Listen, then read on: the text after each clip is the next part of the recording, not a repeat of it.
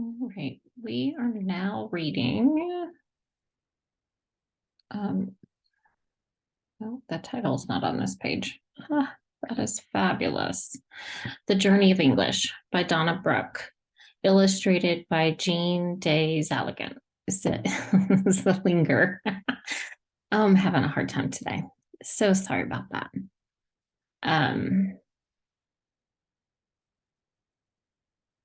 It looks like it's cut off. There we are. Some of my print. Okay. Let me scroll down. Oh, heavens to Betsy. Let me see if this is any better. There. Oh, nope.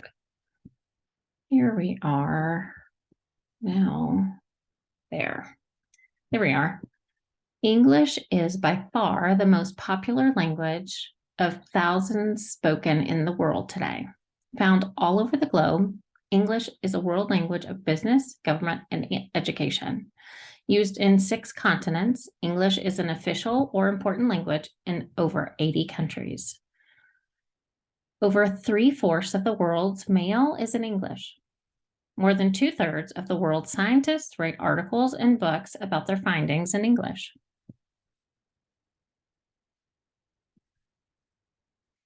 About 400 million people speak English as their first language or mother tongue. It is the second or official language in more than 500 million others. Another few hundred million people are fluent in English as a foreign language. Add all these people up, and English has well over 1 billion speakers. In quite a few countries, such as India, which has 768 million people, English is the official language in which all of the country's business is conducted. But only 70 million people can actually speak English to some degree or other. So, as in almost all of the world, in India, gaining education, power, and wealth means learning English. In addition to being used in so many countries, today's English has more words than any other language. There are over 1 billion English words. Actually, only about 200,000 of those words are used regularly, but that is twice the number of French words commonly used. This huge choice of English words makes it easier for a person to say or write exactly what he or she means.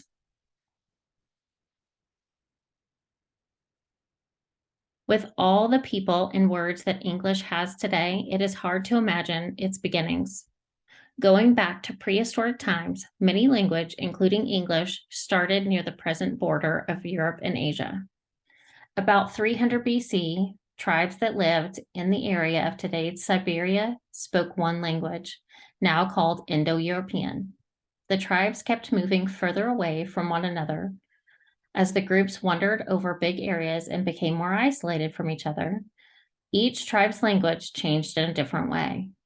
This created many separate languages. Modern languages that may seem nothing at all like one another still belong to the Indo-European language family because of this common source.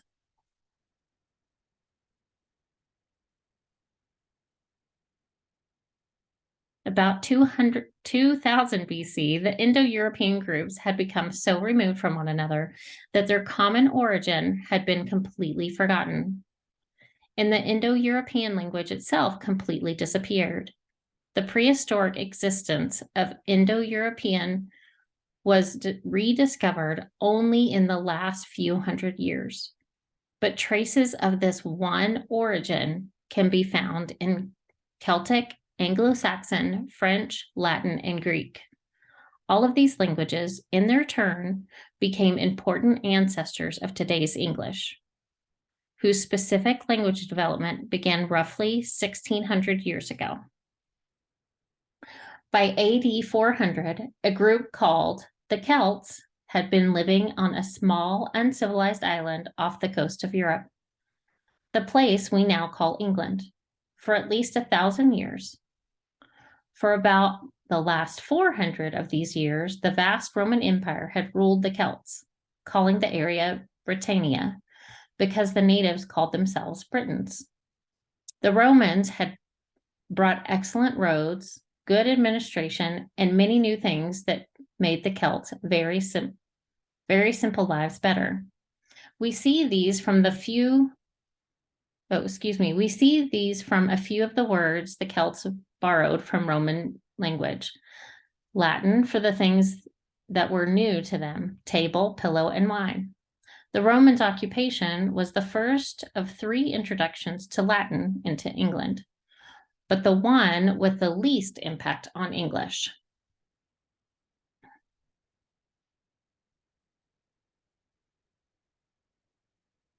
That is a picture, let me scroll down a little bit, of the ruins of the Roman baths found in Bath, England.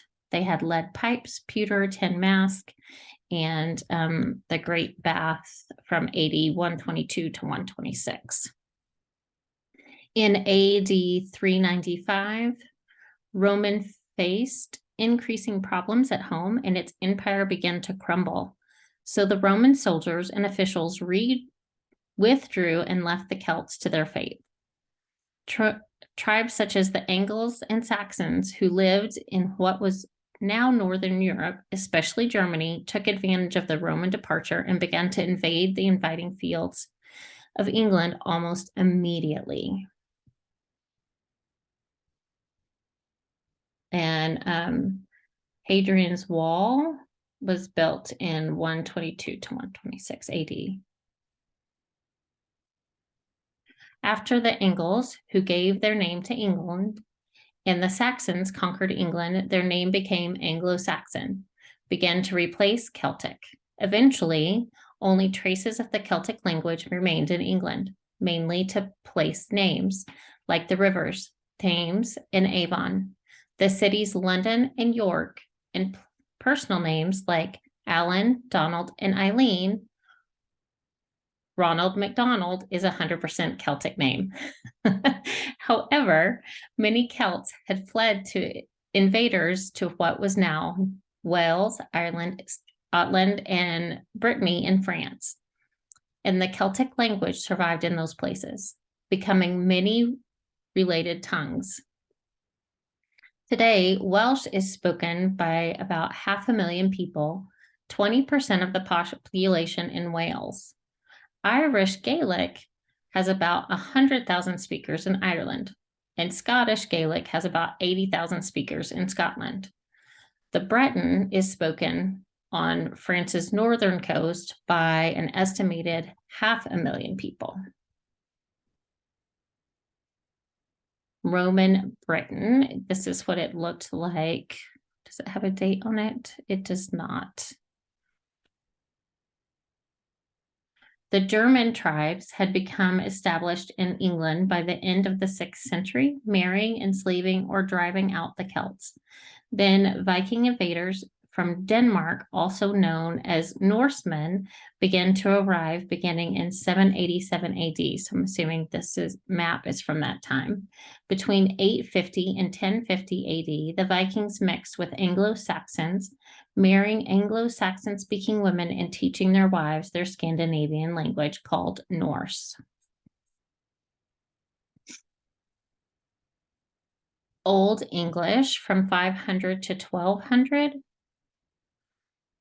The mixing of Anglo-Saxon and Norse is called Old English, which is very different from today's English in pronunciation, vocabulary, word order, and many features. However, Old English gives us a lot of our common words, such as at, brother, but, eat, man, and sleep.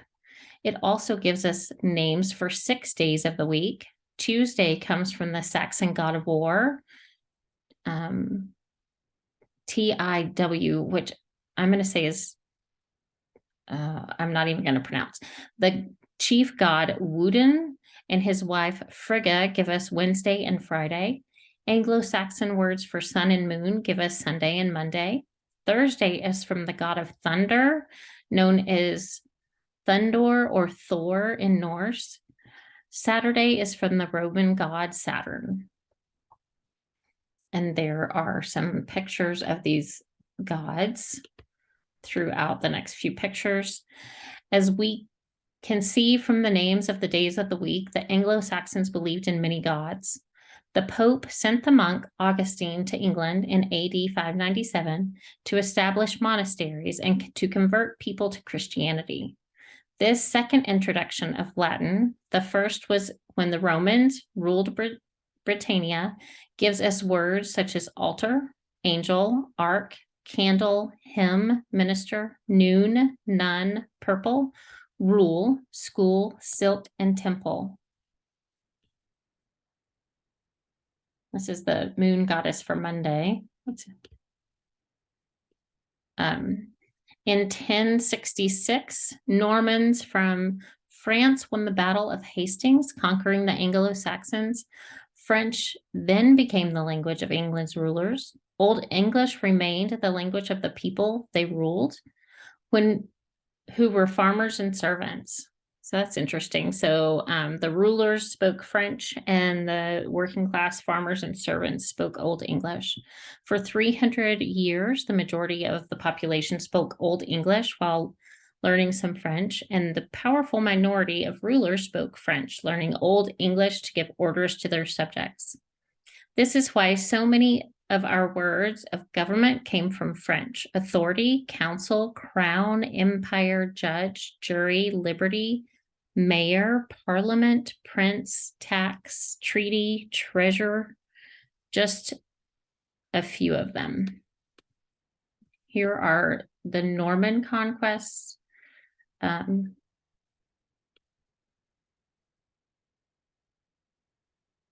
Of course, as time passed, Normans and Anglo-Saxons mixed socially and married each other, just as Vikings and Anglo-Saxons had. The plague, a deadly disease carried by fleas on rats, killed over a third of the population in a few years, mainly from 1347 to 1351, and caused the social order to break down. Surviving Anglo-Saxons began to rise into the ruling class, carrying their language with them. By 1362, Middle English, a mix of French and Old English, was the standard language of England. So Middle English became the standard language in 1362. And here is what the alphabet began to look like: the Greek, Roman, and then modern English. So the modern English alphabet in 1362 looked like this. From roughly 1300 to 1600, during the period called the Renaissance, the vast knowledge of ancient Rome and Greece was recovered. 10,000 to 12,000 new English words were invented in the 16th century alone. Many of these words were shaped from Latin and Greek because the prestige of these languages because of the prestige of the languages. Others were just made up by combining existing words. Today, between 60 and 70%, or perhaps even more, of English words came from Latin, and about 15% from Greek. The words that came from Old English then make up a small percentage of the whole vocabulary of English. But since these plain Anglo-Saxon words are base of everyday conversation, they are the words most frequently used in our speech. So it is easy to miss the contributions of ancient Greeks in Rome. Long before English language began, the Greeks, whose greatest period was about the 5th century before Christ, and the Romans each had a very impressive civilization and powerful empire. The Greeks passed on much learning to the Romans, and Roman citizens knew not only their own language, Latin, but Greek too, for their teachers were Greek slaves. After the Roman Empire fell, much knowledge was lost, forgotten by most people, but kept alive mainly by Christian monks who lived in isolated monasteries. So Hippocrates was medicine, Archimedes was mathematics, and Euclid geometry. So even monastery in England and Europe had a library and scriptorium where trained monks carefully copied important ancient Greek and Latin books by hand. Also, since every university in Europe used Latin as a language of instruction during the Middle Ages, the period between the fall of Roman and the rise of Renaissance. Latin was the language of both religious and early knowledge. It was waiting to be discovered when Middle or Dark Ages, a time of war and disorganization in Europe, finally passed.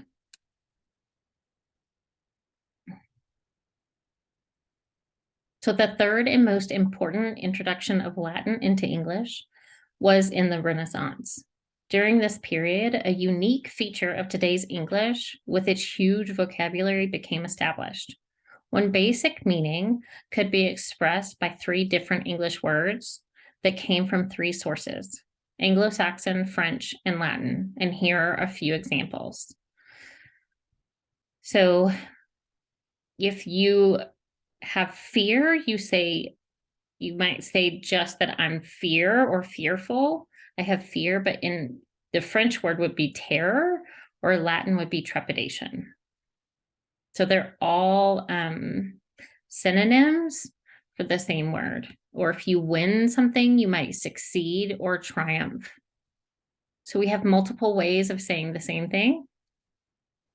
But if you know someone who is part of the church who is holy, it could be sacred or consecrated. So we have now so many different ways of communicating the same thing with multiple synonyms or multiple meanings, words with the same meaning. Also, during the Renaissance, Greek and Latin became increasingly important influences on English because the ancient civilization of Greece and Rome had contributed so much to scientific knowledge. Many scientific words came from Greek and Latin, including atmosphere, pneumonia, skeleton, species, thermometer, and virus. The sciences of medicine and biology still use Latin today to classify diseases, animals, plants, and so on without confusion.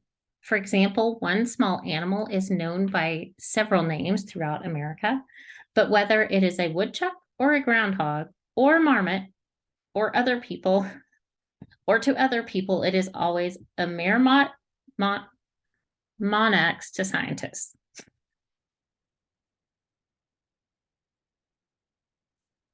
The Renaissance was an exciting period of invention, discovery, literature, and travel. Columbus and other explorers sailed to discover the New World, bringing back new foods and new words like potato. In 1476, William Caxton introduced the printing press into England. Books became less expensive and more plentiful. So more and more people learned to read English. It was an English without spelling rules or punctuation, but it was now an English understandable today. William Shakespeare wrote plays and poems that contributed many words to English. He had a vocabulary of over 30,000 words by the time he was done writing. A few examples from Shakespeare are assassination, bump, lonely, in the mind's eye, and not budge an inch. All experts on the history of English agree that the big influences of language near the end of the Renaissance were Shakespeare and the King James Bible of 1611, which gave us many expressions such as the apple of his eye, the salt of the earth, and eat sour grapes. Another important source of the book was the Book of Common Prayer, first compiled in 1549. One last major event separates the English we speak today, modern English, from Middle English. The event was called the Great Vowel Shift, and it took place around 1400 to 1450. The Great Vowel Shift meant that many words got new pronunciations because their vowel sounds changed in just a few generations. For instance, in Middle English, go rhymed with law. Today, go rhymes with low. Once, good rhymed with road, not hood. The shift affected nearly all the vowel sounds in the way nobody knows why it happened. At the bottom of the page, Middle English 1150 to 1500 There is much feasting in the Muneth, but few the better for it. Just a side note, I can't imagine shifting vowels. I'm wondering to myself what made that happen. So just a thought in my head. This development of English before 1600 is only half the story. How did English move from its little island to world popularity? The answer is simple. It traveled with the people who spoke it. As soon as ships could sail far enough, European countries began to claim new territories. Great Britain established colonies in the New World, and in time, English became the official language of the United States of America. Canada has two languages, French and English, because both France and England sent settlers there. America's Southwest has Spanish, place names because Spain sent settlers to New Mexico and Texas. Spanish is spoken in most countries of Central and South America because Spain ruled there once.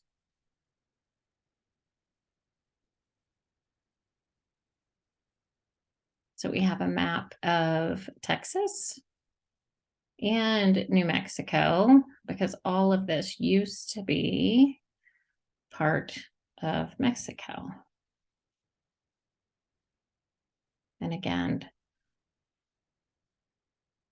the settling of Britain into America. When it came to the establishing colonies, though, no one topped the English. People used to say, the sun never sets on the British Empire, because England's empire was on so many continents. England sent settlers to Australia and New Zealand, which is now English-speaking countries. Conquest in Africa, Asia, and the Caribbean led to the establishment of English as an official language in countries all over the world.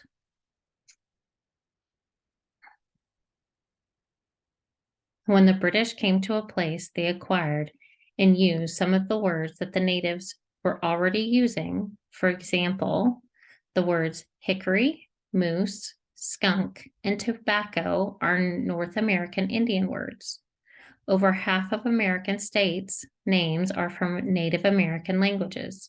Alabama, Alaska, Connecticut, Idaho, Massachusetts, Oklahoma, and Tennessee are just to name a few. From Australia, we get kangaroo, boomerang. Words from the Caribbean include hammock and hurricane. India contributed cashmere, jungle, and sugar. Africa gave canary, yam, and banana. Mostly, though England pushed the native languages aside, it was much easier to govern people in one language. The ruler's language it was much easier to govern people in one language, the ruler's language, than in hundreds of local languages. It's interesting, isn't it? As the places that Great Britain had colonized became independent countries, English was kept as a nation's official language for several reasons. Often, a country had so many languages, groups of its own, that communication among all of its citizens was easier in one common language, English. Picking English also solved any problems about jealousy, which might have caused tensions if any one group's language was singled out. Also, choosing English made it easier for a country to communicate with all the other places that used English. Although British English has spread all over the world, American English has had a big impact in the last 50 years. The United States has become the most powerful country in the world, so its language has become very popular. All over the globe, people say, okay, a very American expression, whether or not they say another word in English. English traveled wherever explorers and traders plied the oceans from the 15th century onward. The red squares indicate regions where English is now the primary language or coexists as an important language with another.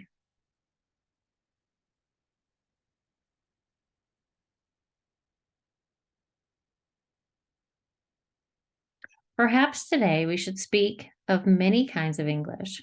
Just compare some American words with the words used in Great Britain. No one knows what the future of English will be. Some experts predict that British English and American English will become so different from one another at some future date, Americans and Britons will have a very hard time understanding each other. Different accents, different words may make the English in the USA very unlike that in Great Britain, India, and South Africa. Years in the future, maybe these will become separate languages, maybe not.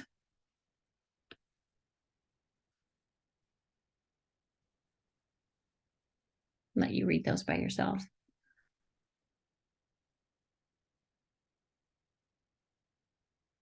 Even gasoline, yeah, and petrol. There it is. Okay. Although English will probably be more and more influenced by new communication devices that can move language without moving people, films, TV, computers, networks, patterns of immigration and birth rates will still be important. It has been estimated by the year 2056, a minority of American citizens will be of European heritage. The rest will be descendants of African, Asian, Native, and Latin Americans. Spanish will have an increasing influence in America, for people from Mexico, Puerto Rico, and Central and South America are moving north. That African American influence on American English has already given us many well-known words and phrases. The Big Apple for New York is one. Others are Big Shot, Check It Out, Cold-Blooded, Gumbo, Jazz, and Out to Lunch. English came into existence by absorbing other languages, such as Norse and French. It has always borrowed words from other languages, such as camel from Hebrew, piano from Italian, and zero from Arabic. Meanwhile, new meanings keep attaching themselves to old words. Once a mouse was a tiny animal that ate cheese. Now a computer comes with a different kind of mouse. All that is certain is that English is always changing and will always keep changing.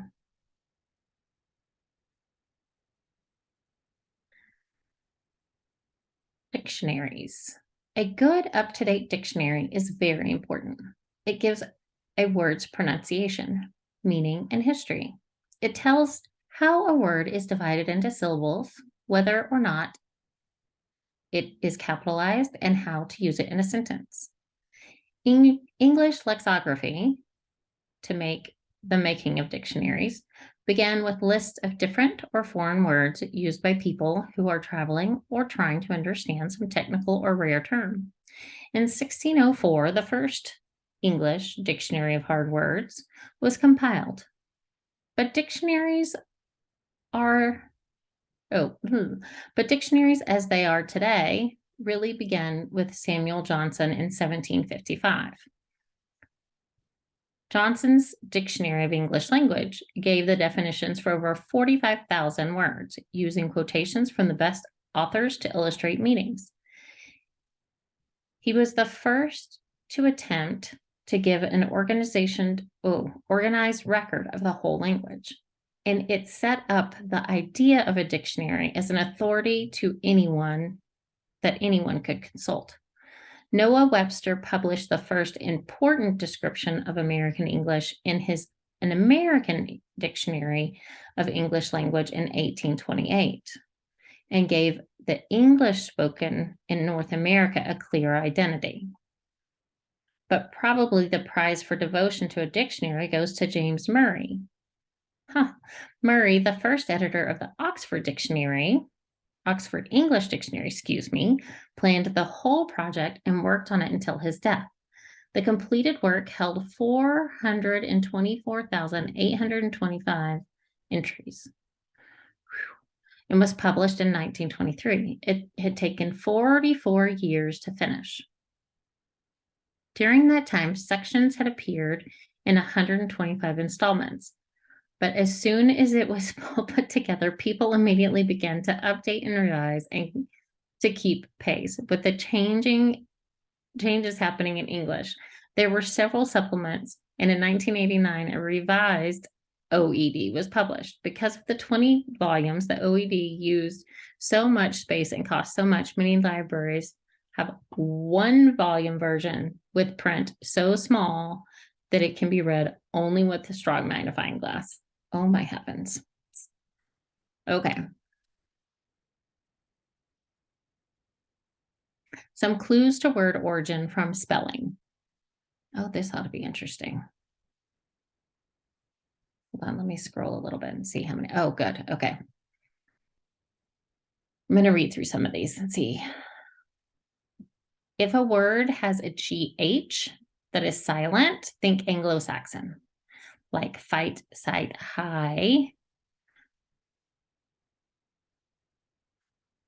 bought, thought. Oh, that's interesting. Okay, so that's Anglo-Saxon.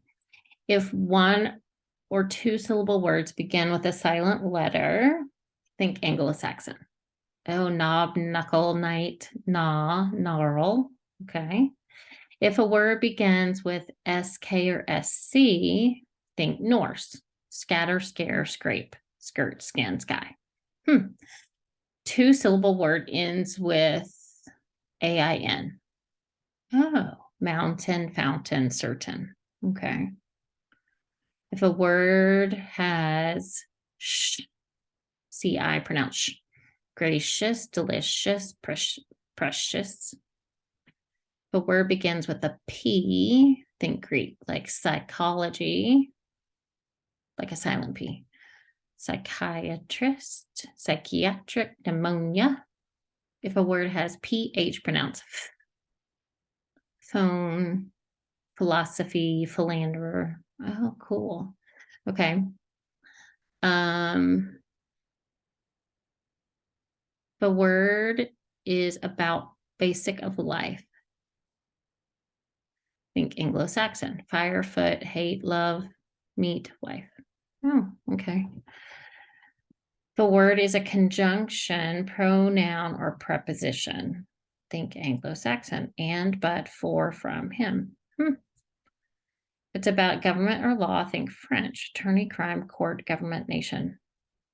It's about cooking or food. Think French. Beef, boil, broil, fry, gravy. That's interesting. It's about church. Think Latin. Monk, pope, priest, martyr, cross. It's about a month or planet. Think Latin. All the 12 months. Oh, that's interesting. If it's about school, think Greek. History, geography, biology. Huh. Interesting. Okay. And I think that concludes our very interesting book.